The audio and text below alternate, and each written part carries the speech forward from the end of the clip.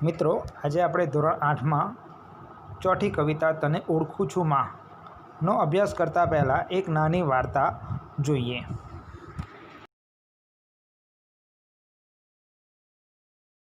School में गणित विषय में उसे जमा खर्च और हिसाब रखने का पाठ पढ़ाया गया। उस दिन कुछ सोचकर ही वह घर आ गया। रात को सोने के समय उसने एक कागज हाथ में लिया और उस पर कुछ लिखकर उसने अपनी मां के तकिए पर रख दिया और खुद सो गया। जब पूरा काम करने के बाद मां कमरे में आई तो उसे यह कागज दिखाई दिया।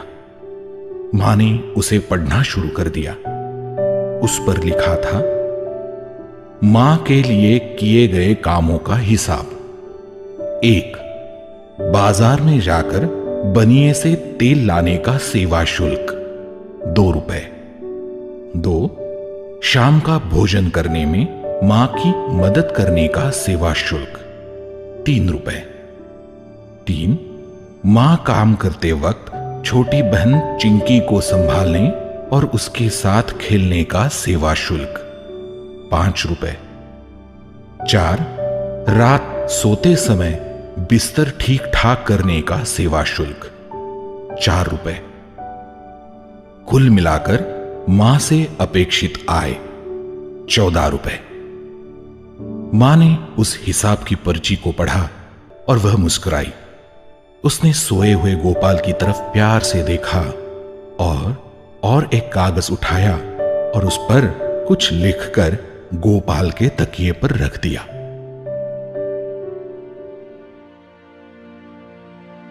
दूसरे दिन गोपाल उठा और उसने उसके तकिए पर रखी हुई पर्ची को देखा। उसने उस पर्ची को हाथ में लिया और पढ़ना शुरू कर दिया। उस पर लिखा था, गोपाल के लिए किए गए चीजों का हिसाब। 1. जन्म के पहले 9 महीने पेट में गोपाल को संभाला, सेवा शुल्क कुछ नहीं। 2. बड़ी यातनाएं झेलकर गोपाल को जन्म दिया, सेवा शुल्क कुछ नहीं। 3. अपने कलेजे का टुकड़ा समझकर गोपाल का पालन किया, सेवा शुल्क कुछ नहीं। 4. गोपाल बीमार पड़ने पर रात रात जगकर उसकी देखभाल की, उसको दवाई दी, सेवा शुल्क कुछ नहीं। 5. गोपाल को पढ़ा लिखाकर एक अच्छा लड़का बनाने की कोशिश की, सेवा शुल्क कुछ नहीं। कुल मिलाकर मां की गोपाल से अपेक्षा, सिर्फ गोपाल का प्यार। इस पर्ची को पढ़ते पढ़ते गोपाल की आंखें भर आई। उसने मां के लिए लिखी हुई हिसाब की पर्ची खुद फाड़ दी और मां के पास जाकर उसे आलिंगन दिया। मां ने भी गोपाल के लिए लिखी हुई पर्ची उसके सामने फाड़ दी और फेंक दी। गोपाल के मन की भावना शब्दों में व्यक्त करने की जरूरत ही नहीं थी, बस उसकी आंख में आए हुए आंसू इसके लिए काफी थे। तो बच्चों, इस कहानी से हमें ये सीख मिलती है कि मां के प्यार की कोई कीमत कोई भी नहीं कर पाता है। આજે આપણે મનોહર રતિલાલ ત્રિવેદીની કવિતા તને ઓળખું છું માં ભણીશું। તેમનો જન્મ ભાવનગર જિલ્લાના સુરનિવાસ ગામે થયો હતો। તેમને એક પુસ્તકનું ચિત્ર અહીં છે, છૂટી મૂકી છે વીજ, તે પણ નિહાળો। તો ચાલો કવિતાનો અભ્યાસ કરીએ। નમસ્કાર વિદ્યાર્થી મિત્રો, આજે આપણે ધોરણ 8ની ચોથી કવિતા તને ઓળખું છું માં ભણીશું। તેના કવિનું નામ છે મનોહર ત્રિવેદી। જન્મ 4/4/1944માં થયો હતો। તેમનો જન્મ ભાવનગર જિલ્લાના સુરનિવાસ ગામમાં થયો છે। તેઓ થસા જંકશનની હાઈસ્કૂલમાં શિક્ષક તરીકે સેવા આપીને નિવૃત્ત થયા છે અને મોંસુ જૂણું, છૂટી મૂકી વીજ, મિતવા તેમના કાવ્ય સંગ્રહો છે। બાળ સાહિત્યમાં પણ તેઓ નોંધપાત્ર પ્રદાન કર્યું છે, જેમાં ગજવામાં ગામ અને નાતો એમના વાર્તા સંગ્રહો છે। અને નથી નામે એક નવલકથા પણ આપી છે. તો આજે આપણે તેમની કવિતા તને ઓળખું છું માં ભણીશું. અને આ તને ઓળખું છું માં એ શું છે? એક ઉર્મી ગીત છે. આ એક વસ્તુ યાદ રાખજો કે તને ઓળખું છું માં એ ગીતના પ્રકારનું શું નામ છે અથવા સાહિત્ય પ્રકાર કયો છે? તો તે છે ઉર્મી ગીત. અને તેમાં માતૃમહિમા ગાવામાં આવ્યો છે. આ કવિતામાં શું ગાવામાં આવ્યું છે ભાઈ? માતૃમહિમા ગાવામાં આવ્યો છે, એટલે કે માને મહિમા દર્શાવવામાં આવ્યો છે. તને ઓળખું છું માં સરે અચાનક હોઠેથી બસ એક વેણ છે ખમ્મા. તો આ કવિતામાં માતાનો મહિમા દર્શાવવામાં આવ્યો છે અને તેને વિનમ્ર ભાવે માતૃ ઋણ સ્વીકાર આપણે કરવાનો છે.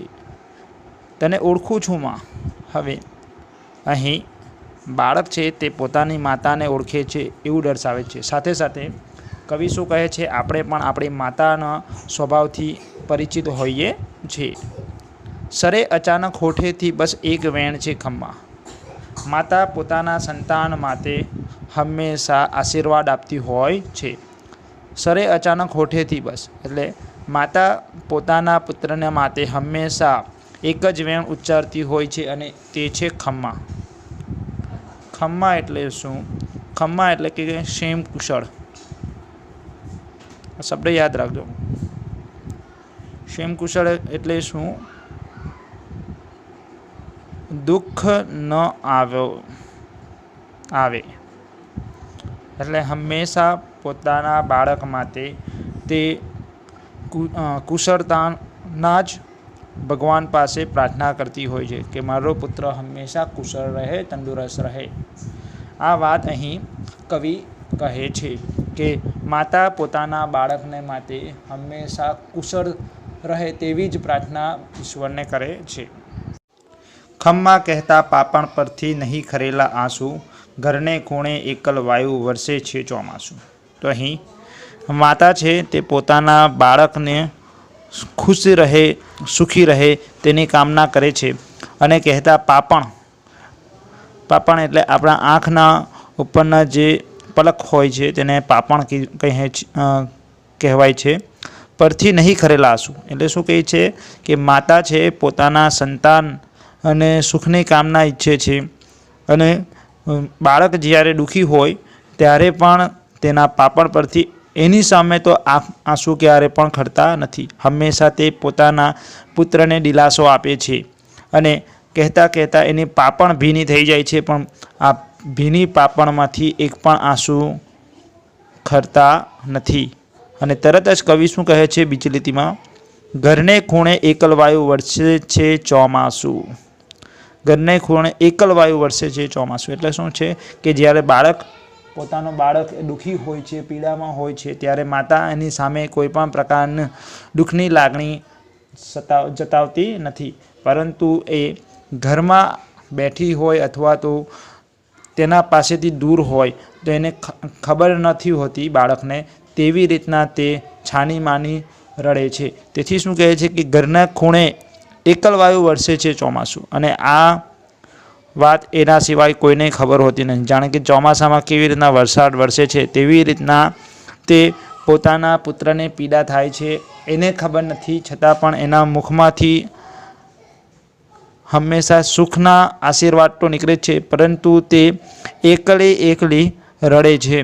એ પોતાના સંતાનને ક્યારે પણ જણાવતી નથી. તેથી જ કવિ શું કહે છે કે ઘરના ખૂણે એકલ વાયુ વરસે છે ચોમાસું એટલે ક્યારે તે રડી લે છે તે એના સંતાનને ખબર પડતી નથી. મળે લહેરખી હોઉં ભલે હું લૂઝરતા માર્ગમાં, તરણા પેથે ચાવે કે હડસેલે કોઈ ફેંકે, પગ પર ઊભો થાવ ફરી તારી મમતાને ટેકે. હવે અહીંયા શું કહે છે? મળે લહેરખી. લહેરખી એટલે કે ઠંડો પવન, બરાબર, પરંતુ અહીં સ્નેહની લાગણીનો પવન એટલે મોજું. બીજો શબ્દ છે મોજું. પણ આ કેવો છે મોજું? સ્નેહભીનું. મોજું ક્યારે મળે છે? હોં એટલે કે જ્યારે તેનો સંતાન લૂ ઝરતા માર્ગમાં હોય. લૂ લૂ એટલે આપણે જાણીએ છીએ કે ગરમીના સમયમાં જે ગરમ પવન આપણને લાગે છે તેને લૂ કહેવાય, જે શરીરને નુકસાનદાયક સાબિત થાય છે. તો અહીં લેખક શું કહે છે કે જ્યારે આપણે લૂ ઝરતા માર્ગમાં એટલે કે મુશ્કેલીમાં હોઈએ છીએ, મુસીબતમાં હોઈએ છીએ, ત્યારે માતાનો સ્નેહ આપણને એ કાર્ય પૂર્ણ કરવા માટે પ્રોત્સાહિત કરે છે. એટલે જ્યારે આપણે દુઃખી હોઈએ છીએ, જ્યારે આપણે પીડામાં હોઈએ છીએ, ત્યારે આપણે શું કોને યાદ કરીએ છીએ? પહેલાં આપણે માતાને જ યાદ કરીએ છીએ. તેથી જ અહીંયા કીધું છે કે લૂ ઝરતા માર્ગમાં શું મળે છે? એ સ્નેહ ભીનું મોજું એટલે લહેરખી મળે છે. પણ એ લહેરખી કોની છે? માતાના સ્નેહની. કોની છે? માતાના સ્નેહની લહેરખી મળે છે. આ વસ્તુ ખાસ યાદ રાખજો. તરણા પેથે ચાવે કે હડસેલે કોઈ ફેંકે. જોજો હવે અહીં સંતાનનું કેવી રીતના થાય બતાવે છે કે તરણા પેથે, તરણા એટલે કે જેવી રીતના ઘાસ હોય, તોરણ હોય, બરાબર, તેની જેમ લોકો તેની ઘૃણા કરે, એને પોતાના પાસેથી દૂર ફેંકી દે. પરંતુ કોઈ હડસેલે, હડસેલે એટલે કે પોતાના પાસેથી દૂર કરે કે ના તું કંઈ કામનો નથી, તું સારો નથી. હડસેલે એટલે કે દૂર કરવું, ફેંકી દે, દૂર, બરાબર, કોઈ ફેંકે.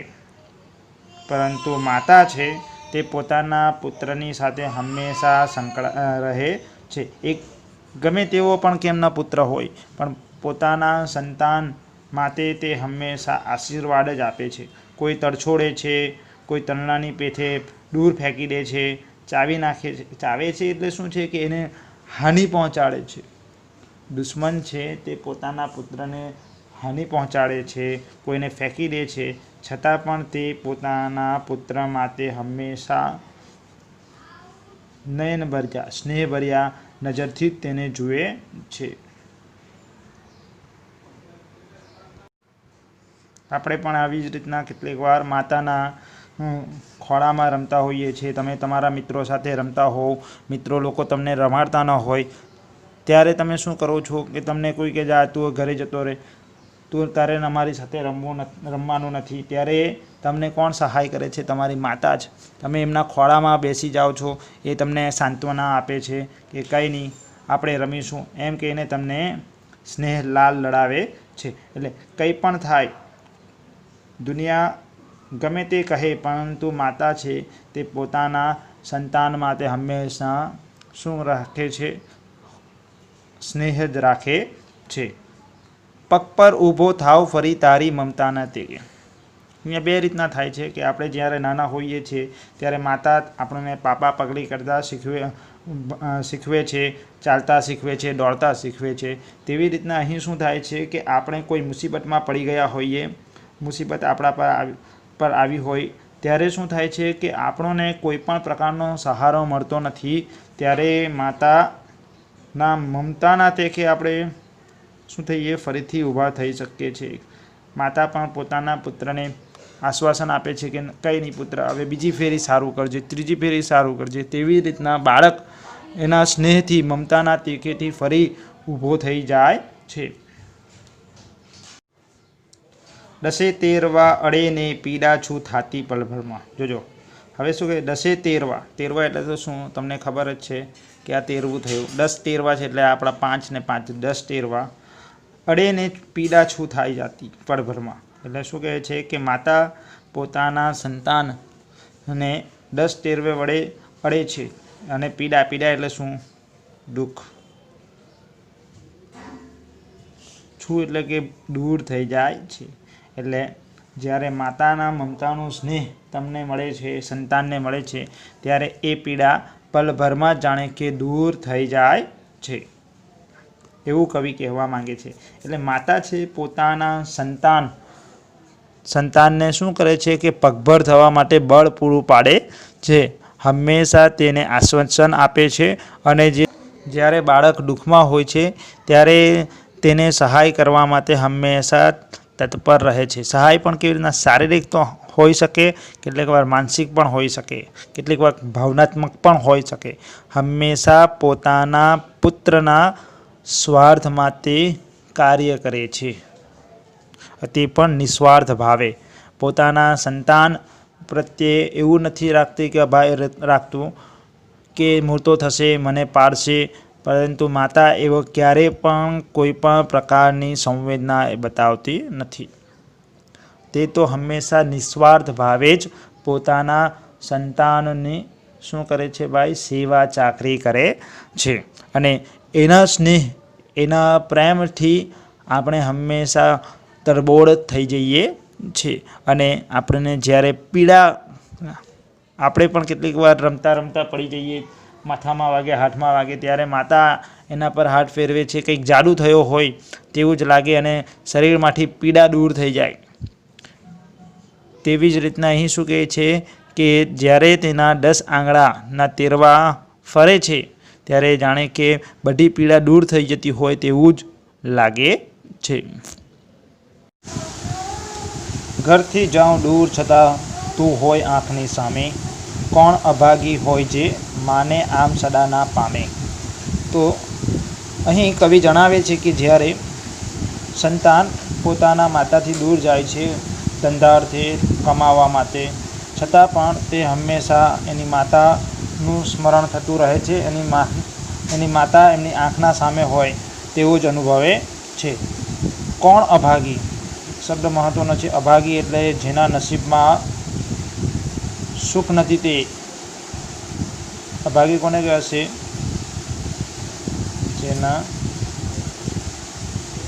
નસીબમાં સુખ નથી તે વ્યક્તિ. એટલે કયો અભાગી એવો કયો વ્યક્તિ છે કે જેને માતાનું સુખ પ્રાપ્ત થયું નથી?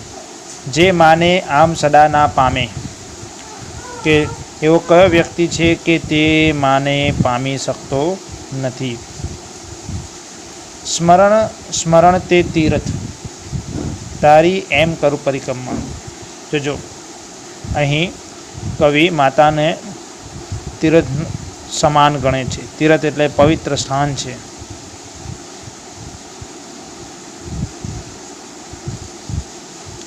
સ્મરણ સ્મરણ એટલે દરેક પળે માતાનું સ્મરણ પવિત્ર સ્થાન છે તેમ સમજીને સ્મરણ કરે છે.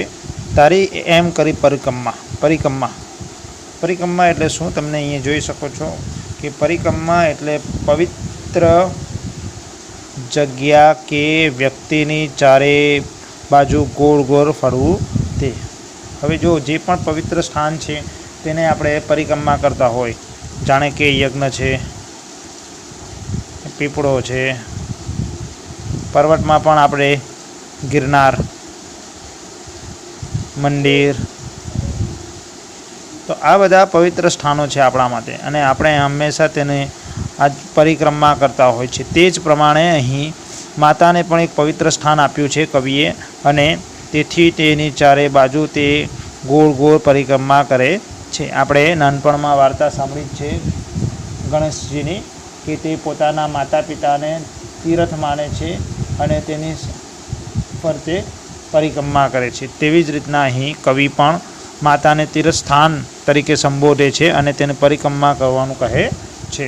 તને ઓળખું છું માં, એટલે શું કહે છે કે માતા હું તને સારી રીતના ઓળખું છું એ તો ખરી વાત છે, પરંતુ હું તારા મનના ભાવો પણ જાણી શકું છું કે તું સદા હંમેશા પોતાના સંતાન માટે વિચાર કરે છે, તેને સુખ માટે આશીર્વાદ પ્રભુ પાસે માંગે છે.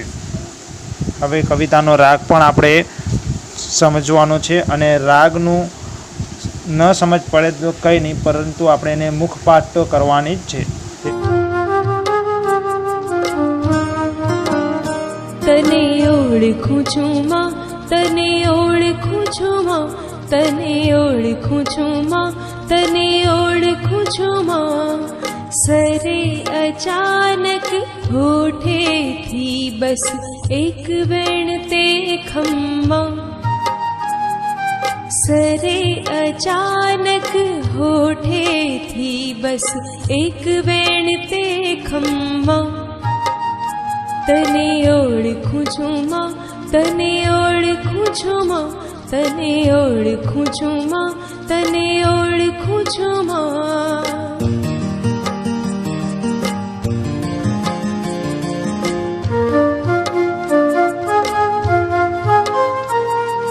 खम्मा कहता पापण परथी नहीं खरेला आंसू। घर ने खूणे एकल वायु वरसे छे ચોમાસુ। खम्मा कहता पापण परथी नहीं खरेला आंसू। घर ने खूणे एकल वायु वरसे छे ચોમાસુ। मळे लहरखी हो भले हूँ लूझरता मार्गमा। मळे लहरखी हो भले हूँ लूझरता मार्गमा। तने ओळखूं छुं मां, तने ओळखूं छुं मां, तने ओळखूं छुं मां, तने ओळखूं छुं मां।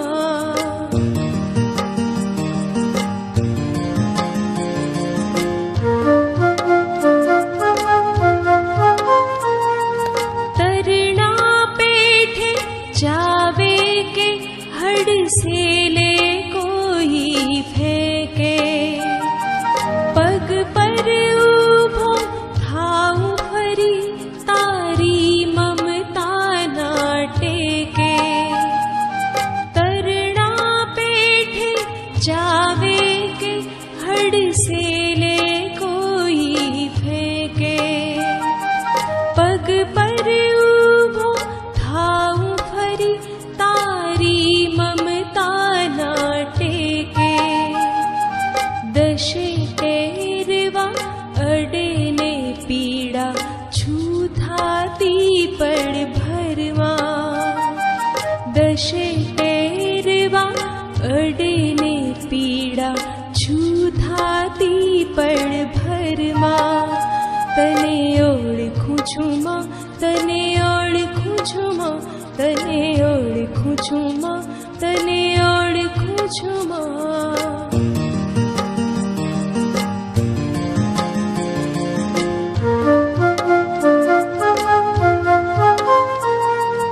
घरथी जाऊं दूर छतां तू होय आँखनी सामे। कोण अभागी होय जे माने आम सदा ना पामे। घर थी जाऊं दूर छतां तू होय आँखनी सामे। कोण अभागी होय जे माने आम सदा ना पामे।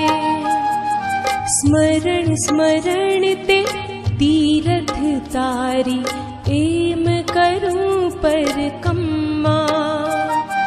स्मरण स्मरण ते तीरथ तारी एम करूं पर कम्मा।